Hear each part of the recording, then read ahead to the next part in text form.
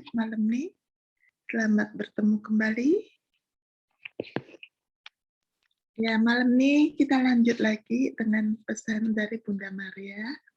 Dan saya ada tambahan, karena minggu yang lalu kan kita nggak masuk.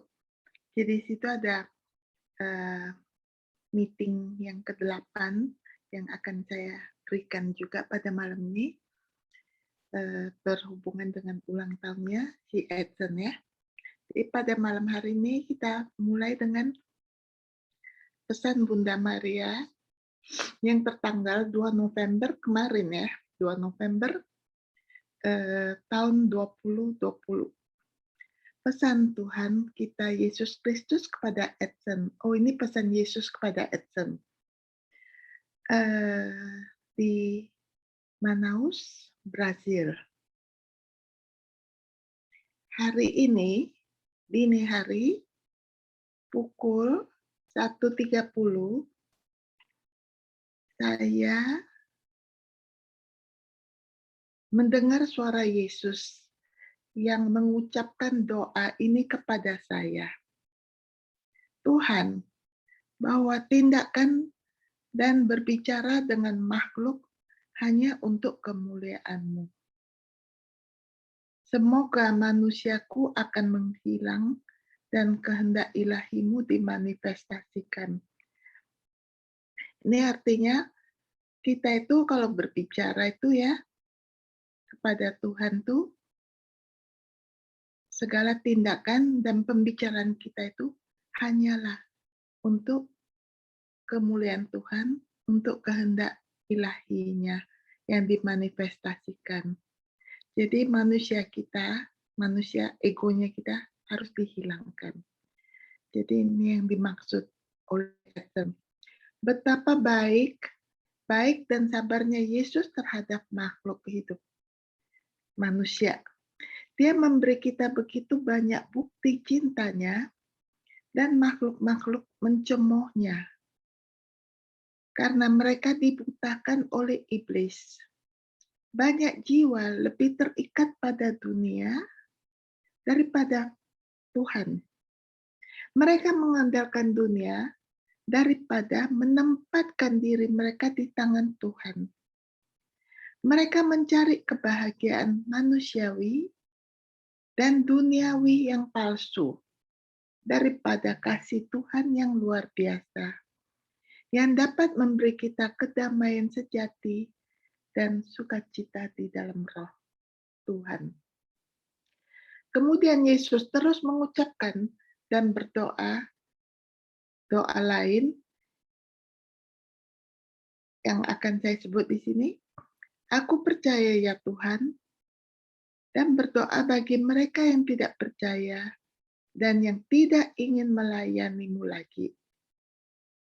Tertipu oleh setan dan ilusi dunia dan oleh nafsu mereka. Aku berdoa ya Tuhan bagi mereka yang tidak berdoa dan tidak memohon kepadamu. Aku memuja-Mu untuk mereka yang tidak memuja-Mu. Dengan hati yang murni dan penuh penyesalan, atau dengan jiwa mereka yang tercerahkan dan bersih. Aku mencintai-Mu untuk mereka yang tidak mencintai-Mu lagi, dan menyangkal cinta ilahi-Mu dan kehendak-Mu yang paling suci. Semoga kehendak ilahi-Mu yang menyucikan segalanya, membebaskan dan mengusir semua kejahatan dari muka bumi. Berkuasa di gereja suci di seluruh dunia dalam karya ciptaan-Mu, dan semoga cinta-Mu yang besar dan suci bersinar untuk putra dan putri-Mu. Yesus, aku mencintai-Mu. Yesus, aku memuja-Mu. Yesus, aku ingin Engkau tinggal di hatiku. Jadi ini adalah doa yang begitu indah yang Yesus langsung ajarkan kepada Edson Glauber pada jam 1.30 ya, pagi dia terbangun. Jadi doa ini nanti saya akan kirim kepada Ibu Regina untuk kita doakan bersama. Jadi ini bagi mereka yang tidak mencintai Tuhan lagi, yang tidak mau mendengar Tuhan lagi, yang telah meninggalkan Tuhan. Jadi di sini saya lanjut lagi dengan rapat yang ke-8 pada hari Sabtu 23 Oktober tahun 2021. Ini dikutip dari 26 Maret 2021, pesan Santo Joseph untuk Edson Glauber di Itapiranga, Brasil. Damai di hatimu, anakku.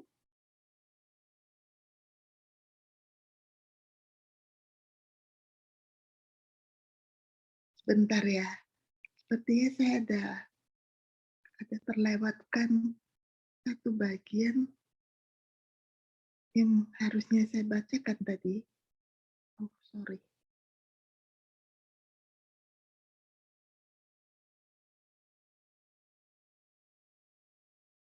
Oke, saya lanjutkan ini dulu. Damai di hatimu, anakku. Masuklah ke dalam hati Yesus dan biarkan Dia menyelimutimu dengan kasih ilahinya. Cinta ini suci dan kuat dan ingin merangkul semua orang agar semua bisa mengerti bahwa semua yang Dia lakukan adalah untuk cinta dan untuk keselamatan jiwa. Sampaikan kasih ilahinya kepada orang lain, dan Anda akan menerima lebih banyak darinya, karena kasihnya tidak terbatas. Aku mencintaimu, anakku, dan aku memberkatimu. Dalam nama Bapa, Putra, dan Roh Kudus. Amin. Ini pesan dari Santo Joseph kepada Edson. Jadi di sini Santo Joseph mengatakan, ini kita masuk ke dalam renungannya. Poin 1, pada tanggal 27 Oktober kita akan yang lalu ya, merayakan ulang tahun Santo Joseph dan juga ulang tahun Edson Glauber. Dengan doa yang melimpah, kami mempersiapkan diri untuk hari penting itu bagi kami.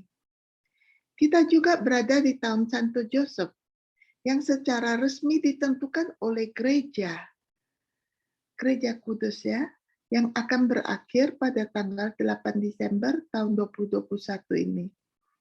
Tahun Santo Joseph diproklamasikan untuk mengenang Paus Pius ke-9 yang pada tanggal 8 Desember tahun 1870 memproklamirkan Santo Joseph sebagai pelindung Gereja Kudus. Yesus sendiri menyebutkan hari ini dalam pesan tanggal 7 Januari 2008 ketika dia mengatakan gereja telah menyatakan Santo Joseph sebagai penjaga dan pelindungnya. Adalah kehendak saya bahwa semua orang datang kepada anak Daud ini, kepada orang benar ini, yang adalah ayah yang seperti Bunda Maria, perawan Maria. Jadi bagaimana saya menerjemahkannya? Ini ayah yang perawan ya, ayah perawanku, my virginal father katanya. Doa kita hari ini memiliki misi utamanya. Datang ke Santo Joseph dan melakukan apa yang dia perintahkan. Alkitab mengatakan seperti ini, ada di kitab Kejadian 41 ayat 55. Pergi ke Joseph, lakukan apa yang dia suruh. Poin yang kedua, apa yang Santo Yosef perintahkan untuk kita lakukan? 1, Santo Yosef memerintahkan kita, putra-putri, masuklah ke dalam hati Yesus dan biarkan dia memelukmu dengan kasih-Nya kepada Allah. Kasih ini kudus dan kuat dan ingin merangkul semua orang. Tertanggal 26 Maret 2021. Yang kedua, Santo Yosef juga memerintahkan kita bawa kasih ilahinya kepada orang-orang lain. Yang ketiga, Santo Yosef sekali lagi memohon kita ya, biarkan saya membimbing Anda di jalan kekudusan yang mengarah kepada Tuhan. Jalan ini membutuhkan banyak doa, pengorbanan, ketaatan, dan kesetiaan. Dalam perspektif yang berfokus pada pemenuhan kehendak Tuhan. Tertanggal 27 Maret tahun 2021. Yang keempat, Santo Yosef memohon kepada kita ya, berdoalah selalu, karena dalam doa kamu akan menerima segala sesuatu dari hati Yesus. Anda akan menerima rahmat besar bagi gereja dan dunia. Tanggal 28 Maret tahun 2021. Santo Yosef juga meyakinkan kita, aku selalu di sisimu, dan aku menutupimu dengan mantelku. Aku memberkatimu. Itu tertanggal 28 Maret tahun 2021. Santo Yosef juga mengajarkan kepada kita, saya ingin agar setiap orang memahami pentingnya membuka hati mereka kepada Yesus. Dia mencurahkan begitu banyak rahmat dari surga. Tertanggal 5 Desember 2007. Yang berikutnya, Santo Yosef menginstruksikan kita, katakan kepada saudara-saudaramu untuk berdoa rosario 7 kesedihan dan kebahagiaanku.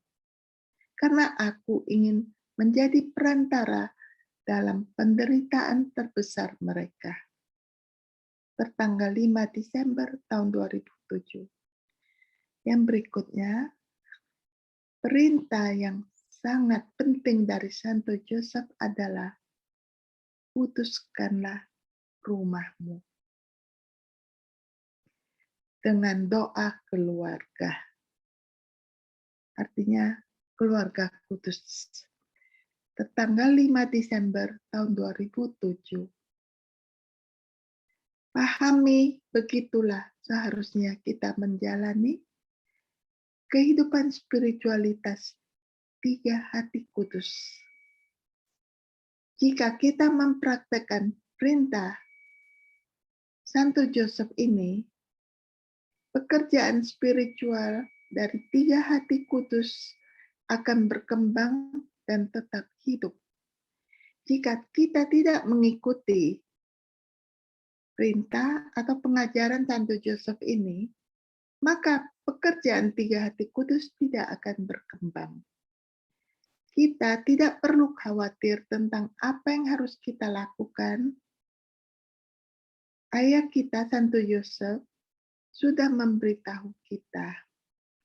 Alkitab juga mengatakan kepada kita, pergi ke Yosef, lakukan apa yang dia beritahumu. Pahami, ini adalah kesederhanaan Tuhan. Ini adalah jalan yang menuju ke surga. Poin ketiga, dalam pesannya pada tanggal 4 Oktober tahun 2007, Santo Yosef mengungkapkan banyak hal kepada kita. Dia mengatakan untuk pertama kalinya, Advent. Dan Advent ini adalah kita masing-masing hari ini. Kata-kata ini juga berlaku untuk kita masing-masing. Kita dengar ya. Aku ingin kamu mengerti betapa pentingnya kamu dalam rencana Allah. Dan bahwa kami telah memilih kamu untuk menyebar di semua tempat di bawah perlindunganku, namaku, dan pengabdian kepada hatiku. Santo Joseph kemudian berbicara tentang doa 9 hari Rabu pertama tiap bulan. 9 Rabu pertama tiap bulan. Ketika Santo Joseph mengungkapkan hari ulang tahunnya kepada Edson, yaitu 27 Oktober, Edson menerima konfirmasi bahwa dia memang dipilih untuk misi spiritual khusus karena dia juga berulang tahun pada hari tersebut. Ulang tahunnya sama dengan ulang tahun Santo Joseph. Dalam pesan ini, Santo Joseph berkata, ketika saya hidup di bumi, saya sangat mencintai Yesus dan Maria. Yang saya tiru, puja, dan lindungi, dan dari siapa saya menerima banyak rahmat dan berkat. Undangan ini indah bagi kita masing-masing untuk meniru Santo Joseph juga di dalam hal ini. Dalam pesan ini, Santo Joseph juga berbicara kepada kita tentang perjalanan spiritualnya. Karena dia juga tumbuh dan berkembang di jalan tersebut. Seperti yang perlu kita lakukan. Santo Yosef berkata, penglihatan ini ketika saya berusia 21 tahun. Dalam doa saya mendapat penglihatan tentang perawan Maria yang terberkati. Memberi saya banyak penghiburan dan kekuatan untuk berkorban. Diriku semakin cinta kepada Tuhan dan bertumbuh dalam semangat doa dan iman. Karena kita juga harus maju dalam perjalanan spiritual kita dalam semangat doa dan iman.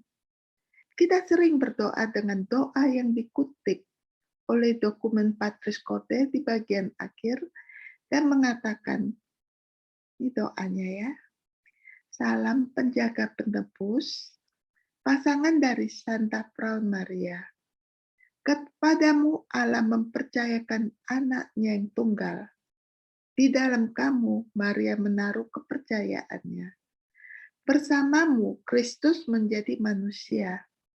Terberkatilah Joseph, bagi kami juga, tunjukkan dirimu seorang ayah, dan membimbing kami di jalan kehidupan. Dapatkan bagi kami rahmat, belas kasihan, dan keberanian, dan lindungi kami dari segala kejahatan. Amin. Patris Corde, 8 Desember tahun 2020. Dari Pater Ivan. Indah sekali doanya, sungguh-sungguh indah sekali. Saya juga sedang mencari, tadi saya sudah siapkan bagian itu kok tiba-tiba hilang. Bentar ya.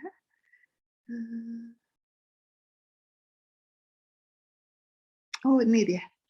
Oke. Oke. Tanggal 10 Juli ya, tahun 2019. Ini ada wahyu dari Ratu Rosari dan perdamaian. Dari Bunda Maria ya. Hari ini Bunda Allah mengizinkan saya untuk mengungkapkan sesuatu kepada Anda semua. Pada penampakan di Mosa, Bergamo, Italia, pada 11 November tahun 2015. Dia berkata, 2005 ditambah 7. Kita hitung bersama. 2006, 2007, 2008, 2009, 2010, 2011, 2012. Itu dikatakan adalah di saat itu ada peristiwa melawan Bapak Suci kita, Paus. Jadi kalau kita kembali perhatikan di tahun-tahun tersebut, ada kejadian peristiwa melawan Paus ya. Mungkin kita kembali nanti melihat kembali kejadian-kejadian tersebut. Dari 2012 ditambah 7 lagi, yaitu sampai kepada tahun 2019.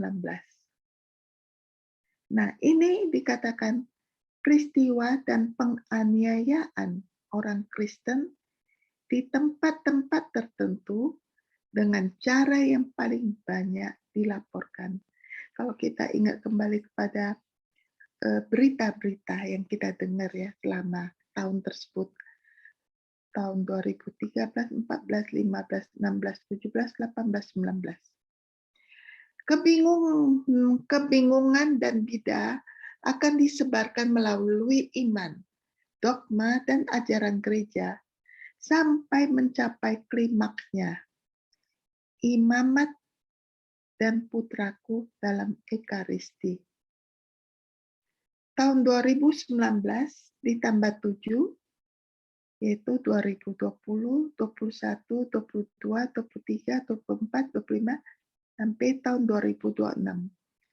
Peristiwa besar di Gereja Kristus dengan retakan besar di pondasinya dan perpecahan internal organnya.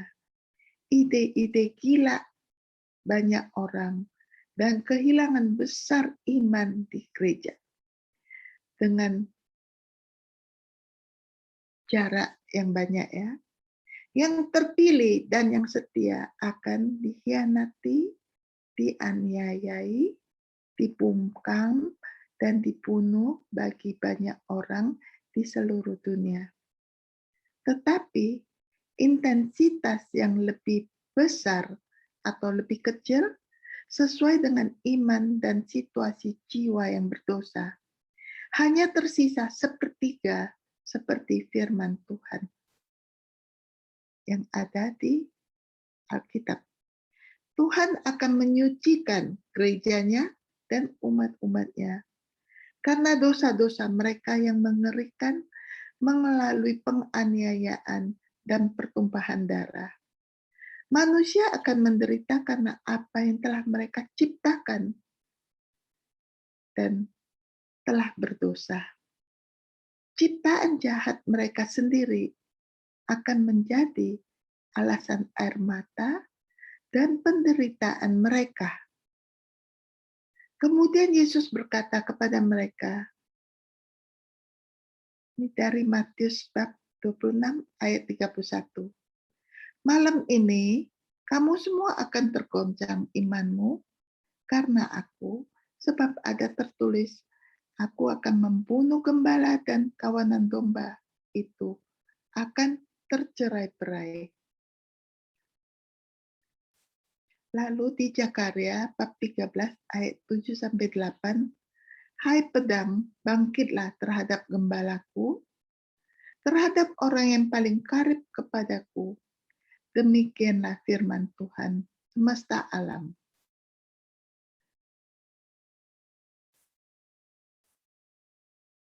Di sini ya, saya lanjut ya. Bunuhlah gembala sehingga domba-domba tercerai-berai. Aku akan mengenakan tanganku terhadap yang lemah. Maka di seluruh negeri, demikianlah firman Tuhan, 2/3 daripadanya akan dilenyapkan. Mati binasa, tetapi 1/3 daripadanya akan tinggal hidup. Sesungguhnya aku mendatangkan kekejutan atasmu. Demikianlah firman Tuhan alam semesta alam. Dari segala tempat di sekitarmu, sehingga kamu bersorak-sorak, masing-masing ke arahnya sendiri, dan tidak ada yang mengumpulkan orang-orang yang mengembara itu, tetapi sesudah itu aku akan memulihkan keadaan Bani Ammon itu, demikianlah firman Tuhan. Dari Yeremia bab 49 ayat 5 dan 6. Bunyi yang dahsyat sampai ke telinganya pada masa damai, ia didatangi perusak. Ia tidak percaya bahwa ia akan kembali dari kegelapan. Ia sudah ditentukan untuk dimakan pedang. Dari kitab Ayub bab 15 ayat 21 sampai 22. Dan ekor mereka sama seperti kalajengking dan ada sengatannya, dan di dalam ekor mereka itu terdapat kuasa mereka yang menyakiti manusia. 5 bulan lamanya, dan raja yang memerintah mereka ialah malaikat juru maut. Namanya dalam bahasa Ibrani ialah Abaddon, dan dalam bahasa Yunani ialah Apollyon. Dari Wahyu bab 9 ayat 10 sampai 11. Matius bab 28 ayat 18, Yesus mendekati mereka dan berkata, "Kepadaku telah diberikan segala kuasa di surga dan di bumi." Mazmur bab 11 ayat 3, apabila dasar-dasar dihancurkan, apakah yang dapat dibuat oleh orang benar itu? 1 Korintus bab 3 ayat 11, karena tidak ada seorang pun yang dapat meletakkan dasar lain daripada dasar yang telah diletakkan, yaitu Yesus Kristus. Efesus bab 2 ayat 20-22, yang dibangun di atas dasar para rasul dan para nabi, dengan Kristus Yesus sebagai batu penjuru. Di dalam Dia tumbuh seluruh bangunan, rapi tersusun menjadi bait Allah yang kudus. Di dalam Tuhan, di dalam Dia, kamu juga turut dibangunkan menjadi tempat kediaman Allah di dalam Roh. Dari Wahyu bab 21 ayat 24, dan bangsa-bangsa akan berjalan di dalam cahayanya, dan raja-raja di bumi membawa kekayaan mereka kepadanya. Jadi ini adalah bagian yang diberikan, yang diizinkan oleh Bunda Maria untuk diberikan kepada kita melalui Edson. Jadi inilah yang bisa saya sharingkan pada malam hari ini. Marilah kita bersatu ya dengan para orang kudus di surga untuk berdoa bagi pertobatan dan keselamatan semua orang-orang berdosa di dunia ini. Semoga suatu hari kita juga boleh berada di antara para orang kudus di surga yang memuliakan dan memuji Tuhan untuk selama-lamanya. Terima kasih.